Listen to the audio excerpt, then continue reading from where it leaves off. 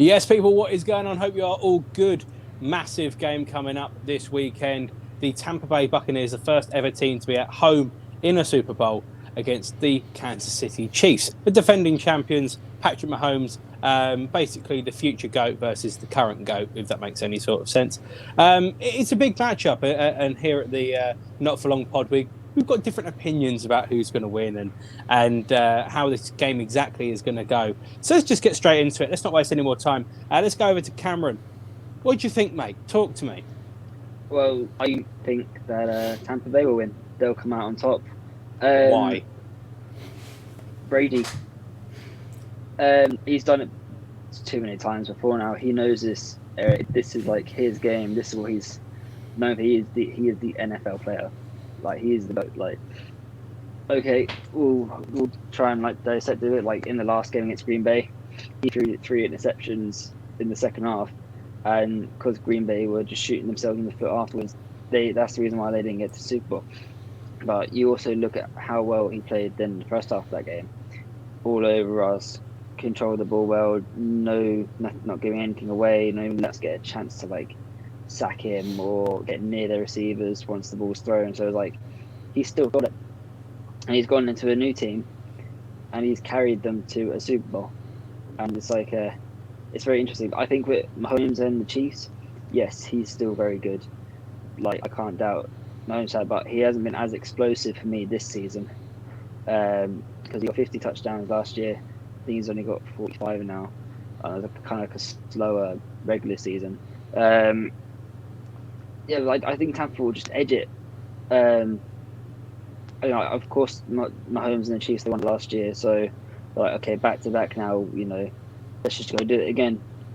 But I think with Brady's experience and knowing how to be in these kind of games and just being able to control his team, like make it so they're relaxed for the game and stuff, I think he'll be able to just, they'll get the most of the occasion and just be like, come out on top. It's an interesting concept because, I mean, Sully, as a Patriots fan, you'll know all about Tom Brady. You can talk to me more a bit in a moment about him. But I saw a stat. Well, I basically found out a stat which I didn't realise, which is that there has been 21 years, I think, 22 years, where Tom Brady has basically been in the NFL from being drafted. Very, very. Was 2001 he got drafted? 2001. 2000. I believe. 2000. Yeah. So, for all the time he's been in the NFL, he's made 10 Super Bowls. Bearing in mind, in 2008, I think it was, he tore his ACL. Yeah, 2000. Yes, 8 or 9, one of the two. Yeah. But basically, every other year that he's been able to play, Tom Brady has been in the Super Bowl, which is freakish, absolutely freakish. It's a very interesting dynamic because I think if it would have been, no disrespect to your Green Bay Packers here, Cameron, but I think if it would have been the Green Bay Packers, I think this would have been a foregone conclusion that I think everyone would have backed probably the Chiefs. And that they've got potential holes, the Packers, and although Rodgers can do a job, they still also lack weapons at the same time. And that's kind of been massively thrown out the window because this wildcard team out of absolutely nowhere has steamrolled its way right the way through into the... at one point, a lot of people thought they might not even make the playoffs, but they managed to make their way into the playoffs, steamroll through it, and now end up in the Super Bowl. It's a really interesting dynamic because, obviously, again, so you can talk about this on this in a little moment, is there's always been that big debate. Is it the scheme or is it the quarterback? Is it what the Patriots have done for years and years and years, or is it because Tom Brady is the GOAT? And now I have this weird feeling that Tampa Bay is the perfect opportunity for Brady to kind of really establish himself as I am the GOAT. I am the best ever to do it. And it wasn't all because of Belichick and his system and what he does. But actually now he's gone, he's changed it up completely. It's probably a better way of life in terms of in Tampa than he was when he was up in New England. Better weather, all sorts of stuff, all more likely to go in his favour. I think he also did sell his house in New England as well. So I assume he's moved all the family down there with intentions of staying down there as well. But on the flip side of that, you've got this perfect opportunity for everyone. Turned around last year. Mahomes made a massive case. He was MVP of the Super Bowl as well, and everything was just all in. Sorry, not MVP. MVP the year before, and then MVP in the Super Bowl. Everything was in his hands to go and be the best that there is by an absolute country mile. But this is the opportunity now for Patrick Mahomes to go and beat the greatest of all time and stop the greatest of all time winning another Super Bowl. I mean, I was saying out of he's been a Super Bowl 10 years out of the 20 that he's been in the league. But actually thinking about it as well, is he has won 6 of them. He's over half. If he could manage to go and win 7, that is absolutely ridiculous. It's sensational, to be fair. But what a place this is for Patrick Mahomes to stake his claim and say, actually, no, I'm the new kid on the block.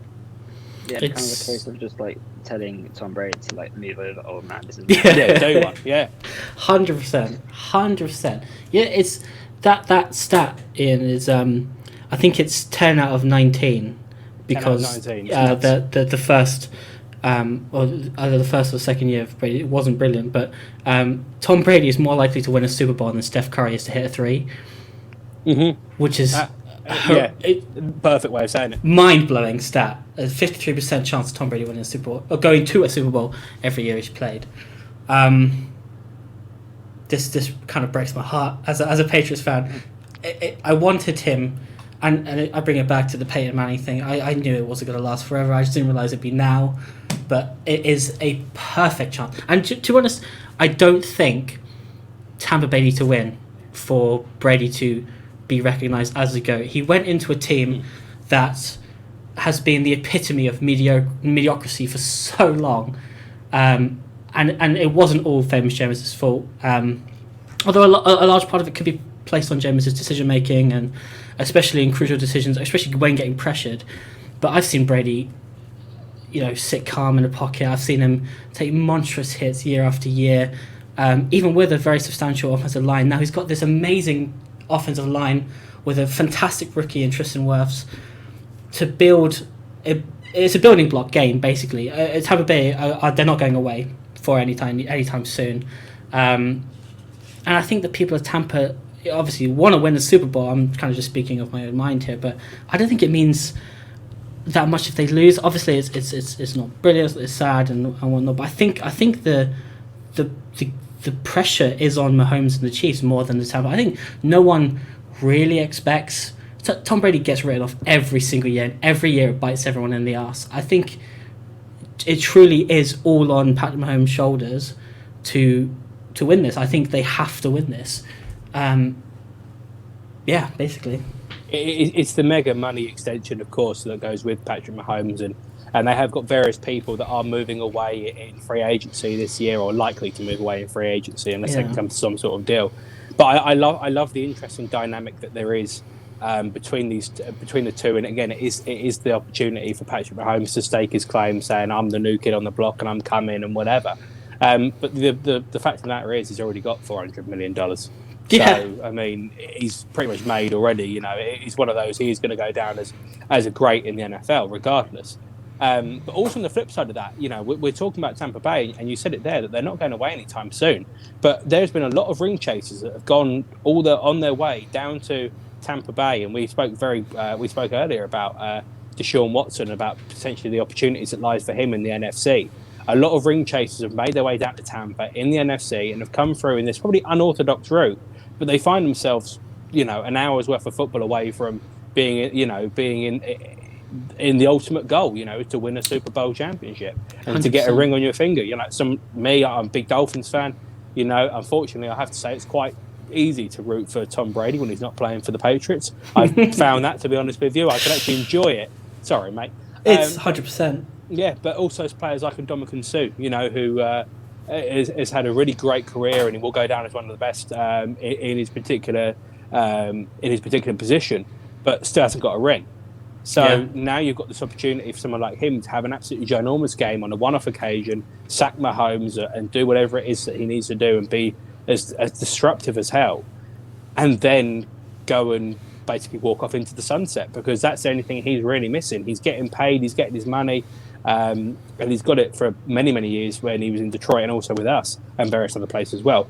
But he is the kind of player that you know, how long is he going to be able to do it for? This, for me, almost feels like it is kind of win now territory for the Buccaneers. And although they've got a great thing going, they also do have to realise that Brady's not going to be around forever. And although he'll probably say this year, again, if he wins this year, then there's no reason why he might not walk off into the sunset himself. But likely next year, potentially the year after, but that will be it for Tom Brady. I think it will be this year and next. I think they're in a win now mode, and I think this is one of two opportunities that they might get because of the way the NFC looks. They could be back here again in 12 months' time, but I wouldn't want to risk it if that was me and I was a Bucks fan. So I would be willing to go all out for this. Normally, when I've watched, I've only watched the American football now maybe 5-6 years most, and like normally what comes up every year is like defenses win Super Bowls. Which, like, I'm looking at like previous results just as you guys are chatting. It's like none of them look like they have amazing defenses. So do you reckon this game will be a shootout? Because I looked that they played earlier in the season as well, and Chiefs edged it 27-24. So if this turns into a shootout, the Kansas City Chiefs are winning it. And I will stand by that because Patrick Mahomes can put a team on his back where you've seen other players like Gronkowski has an absolutely massive catch, pretty much the only catch he had in the game last week against you guys. He can do that once or twice, but he's not going to be able to do it multiple times. If you can throw the ball off to Tyreek Hill and it turns into a shootout on one play, good night Vienna for me for the Kansas City Chiefs. Yeah, because I saw a stat today as well. It was like Tyreek Hill, him, MVS, Valdez Scantling from Green Bay. They had the most receiving touchdowns of 40+ yards. So, like, if anything, I think the Chiefs have the go route more settled than the Buccaneers. Because we played against them the other week. Most of the passes weren't really long passes at all. Like, they were more dink and dunks. We'll get the first downs and keep the chains moving. Making the defense tight, etc. I mean, they did have the one or two big plays, which Kevin King, still rest in peace, Kevin King. But it's a case of if Brady wins it, I think it's because he played the better tactical game. I mean, I think if Mahomes is 100%. To win it, he's the one who's just had the better, receiver and more ability to make the bigger plays or the special kind of plays. Because even though Buccaneers still have Antonio Brown and Leonard Fournette for the different styles of play they want to do, I still think the Chiefs will have that bit more firepower that the Buccaneers try and have to contain as much as they can for the 60 minutes. I think the Tampa Bay defense gets slept on quite a lot, and it's at the beginning of the season when Tampa Bay were winning, it was mostly down to people like Brady and Gronkowski and Cameron Brate swapping at the tight end position. You got Mike Evans, who, as a Texas A&M fan, beautiful at Texas A&M, beautiful he's had 1,000 yards every year he's been in the season. Incredible receiver. But yeah, Tampa Bay's defense is not one to be slept on. They ranked 8th in points per game allowed. They ranked 6th in yards per game allowed, and they were tied 5th in turnovers. They have been on the rise throughout the season, and I think you've got this amazing dual rush pair in Shaquille Barrett and Jason Pierre-Paul, who can get to and will get to the quarterback. It's just when. It's not a question of if, it's when. You've seen that. Go ahead. Sorry to cut you off, but it's I just quickly looked at the stats because I remember Rodgers got sacked too many times in the conference game, and it was a case of, but when they did get the sacks, it was in the third down moments or the second and threes where they had to try and make that big play, and they did countless times. They were getting big stops as well, on tackles and Aaron Jones and Jamal Williams, just making sure we didn't gain anything at all. I think their defensive line looked good. But, I mean, if they do, as soon as they get past that, or Mahomes get past that, I think they have a real chance of scoring, because as long as they just try and give Mahomes enough time to release the pass or get Hill free enough downfield, it could be curtains very quickly for that defense.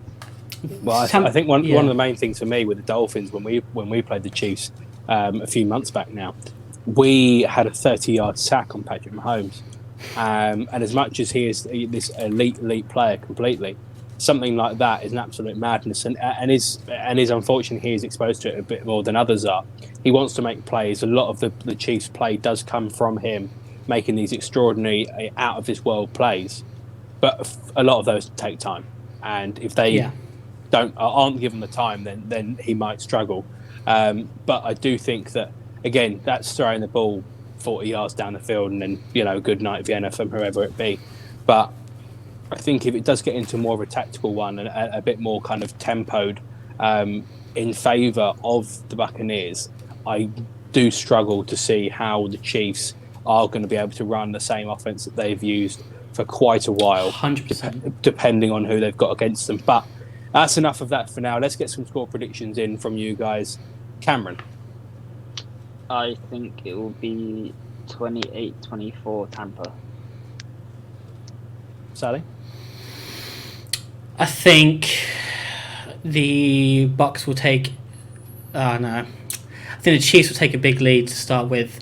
That pass rush is going to get them later on. They've got 2 guards off injured, one's in COVID opt-out season. I think the Bucks have it. I think it's going to be 28-17 Tampa Bay.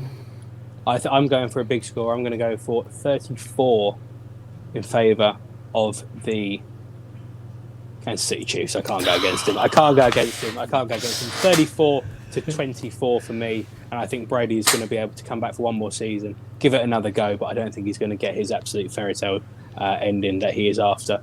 Thank you for watching this. If you are new around here, make sure you subscribe. Make sure you put your comments in the comment section below. Let's include some score predictions where you think people are going to end up in the off-season. And if you like this stuff, make sure you smash the like button on this video, and we'll see you back here for loads more content, including predictions for the Super Bowl and loads more stuff coming up in the off-season.